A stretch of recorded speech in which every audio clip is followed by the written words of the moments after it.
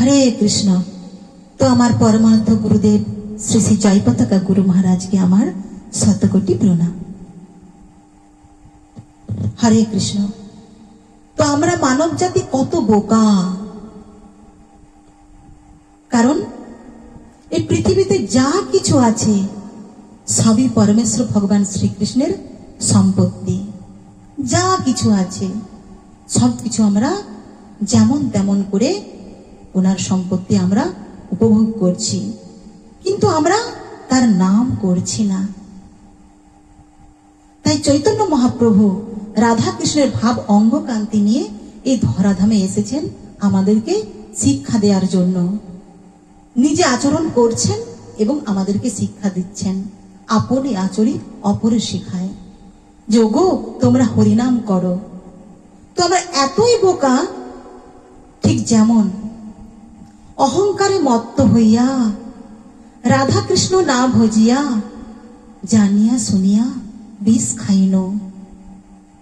যেরকম বিষ খাই ঠিক সেরকম আমরা রাধা কৃষ্ণকে না ভজে আমরা জেনে শুনে বিষ খাচ্ছি। তাই বলেছেন, যেই জন কৃষ্ণ ভজে সেই বড় চতুর, আর যেই জন কৃষ্ণ ভজে না সে বড় ফতুর। অতএব জীবন যদি আমাদের সার্থক করতে হয়, তবে আমাদের পরমেশ্বর ভগবান শ্রীকৃষ্ণের সাধন ভজন দিব্য নাম করতে হবে, তবেই আমাদের জীবন সার্থক হবে। কারণ আমরা অনেকটা সময় অতিবাহিত করে চলে এসেছি, দুর্লভ সময়। ভগবান শ্রীকৃষ্ণ আমাদেরকে সুযোগ দিয়েছেন আরেকটা, তার নাম করবার জন্য। তো এই জীবদ্দশায় যদি আমরা নাম না করি, তাহলে আমাদের জীবন ব্যর্থ।